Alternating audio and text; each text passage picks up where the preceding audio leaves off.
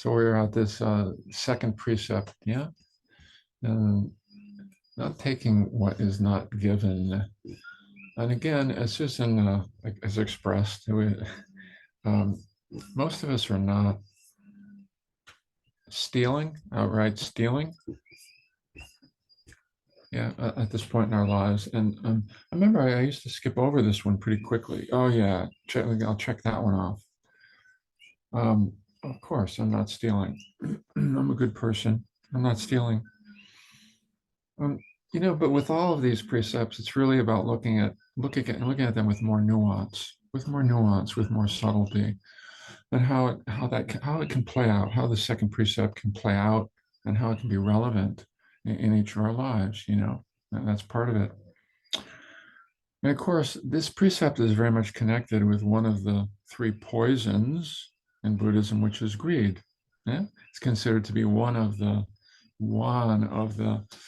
big ones. And of course, we're wired for that in a way. That's part of that sense of wanting enough, but then wanting more than enough, wanting more, and how that can affect our quality of life in various ways. And it's very much connected with the dance between uh, wanting more, or greed or craving at one extreme, and the other extreme of contentment. Yeah, the balancing, the balance of that. Now I have enough. Is it enough? When is it enough? When is enough enough?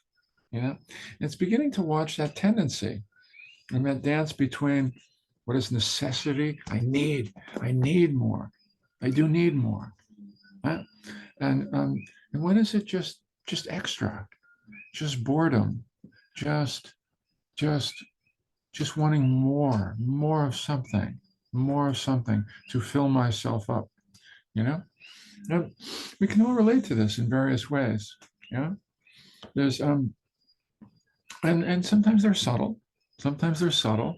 Well, we're getting more subtle in the practice. That's part of the direction of this practice, is to become more subtle and more nuanced in our thought and our behavior and our contemplation and in our intention. Yeah, as Susan mentioned the other day, intention, our motivation, what's going on there. I think you've heard me share this quote with you before. It's a Tibetan uh, quote. Um,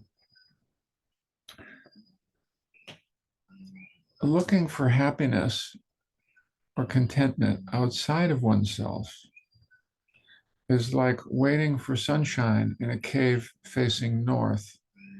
Yeah.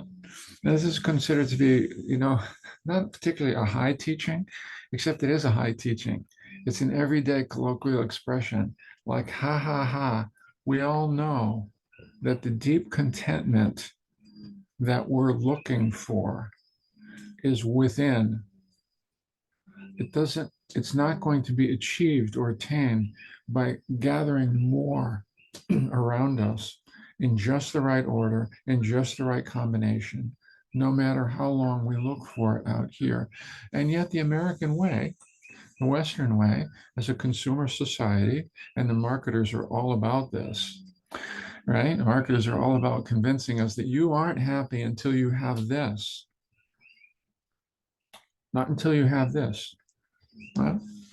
And that kind of corporate greed, the exporting of our corporate greed, we see it everywhere in the world. We see it everywhere in the world. We have a good friend who lives in Thailand, and in a small village in Thailand, and the Thai woman who he is married to has two teenage daughters. Yeah, over in a rural village in Thailand.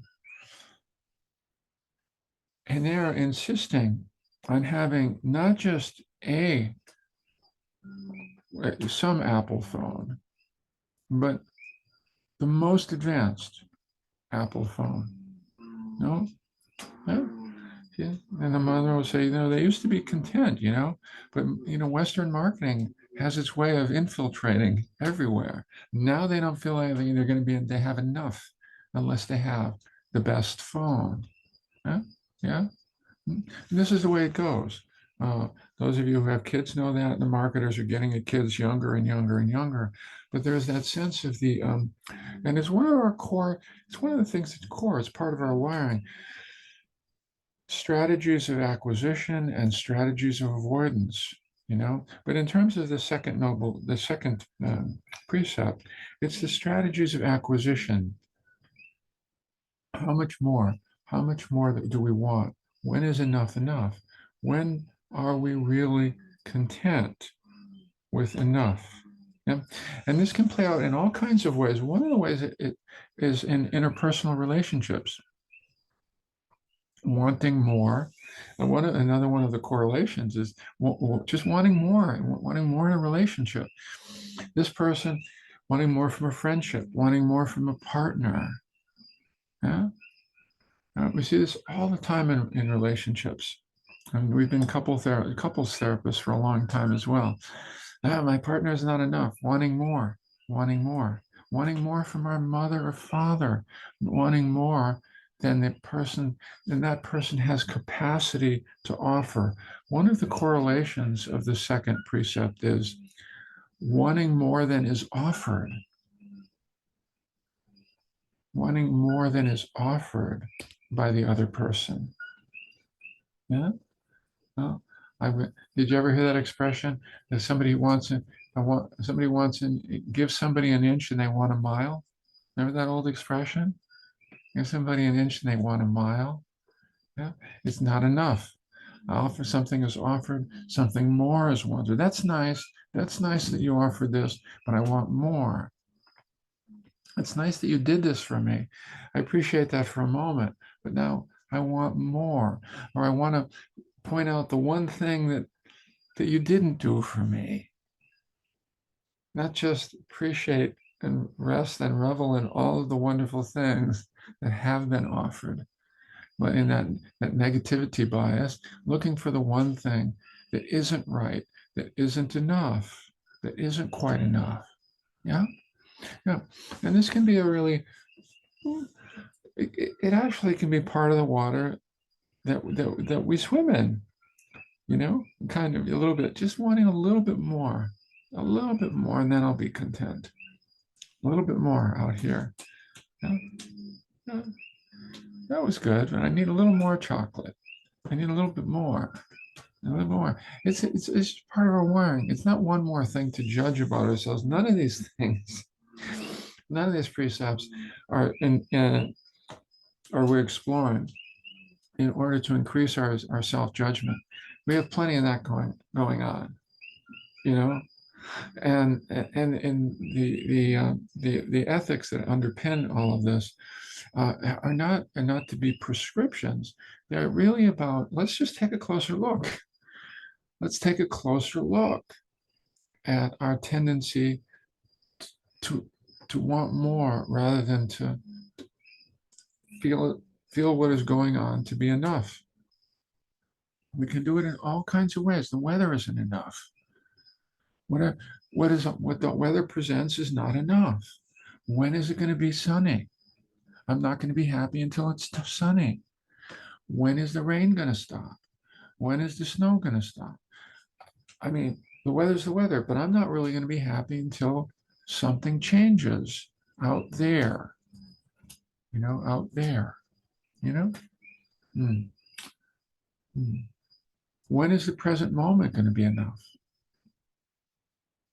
When is it going to be enough? Sometimes we'll do this meditation. We do this in meditation too, right? I used to do this all the time.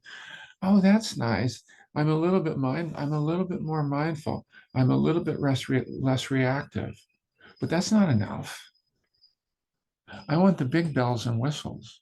I read about them in these spiritual books. That's what I want.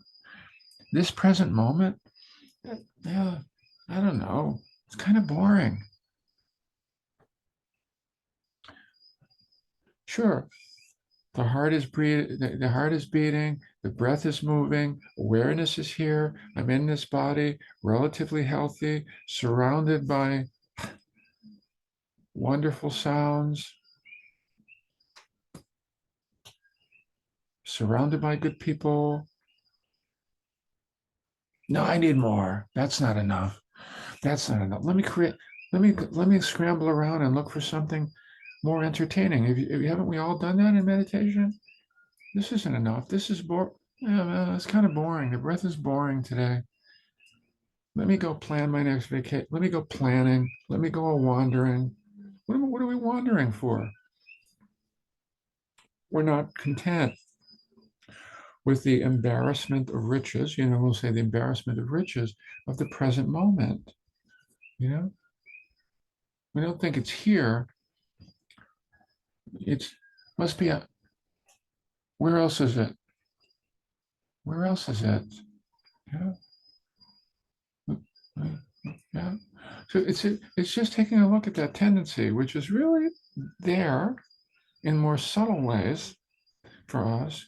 And for me, the second precept is about an exploration of contentment and its lack thereof. Yeah, and all the ways that it shows up. Interpersonally, in my meditation practice, and etc. It shows up a lot in subtle ways if we look there. And the invitation is just that, to look more carefully, with more, like a bird cocking his head, with a little more like, what is going on here? You know, well, it's an eating meditation, one bite, immediately, impulsively to the next bite, to the next one, to the next one, as opposed to the fullness of this one, the enoughness of this one, of this moment. So it's that tumbling forward, that reaching forward, the wanting more from others, from ourselves. My body isn't enough. My body isn't enough. It's not behaving quite well, quite right. I'm feeling a little funky today. That's not enough. I don't want to make a relationship with that. I'm not enough. I'm not enough. Something's not enough. Yeah. As opposed to, oh my goodness, this is all a miracle all the time. You know, we can drop into that space for moments, and then that other side of that other aspect of our nature kicks in. Yeah. So again, this is the invitation of these precepts, is to just look with a bit more nuance at what's up. And in this case, it's, yeah, not taking what's not given, but also not appreciating what's offered. Hmm? Not appreciating the fullness, the richness of what's offered. Yeah, yeah. So I offer that to you for your reflection on the first noble truth. On the second precept. On the second precept. It's also connected with the first noble truth uh, of dukkha. But yeah, and thank you so much.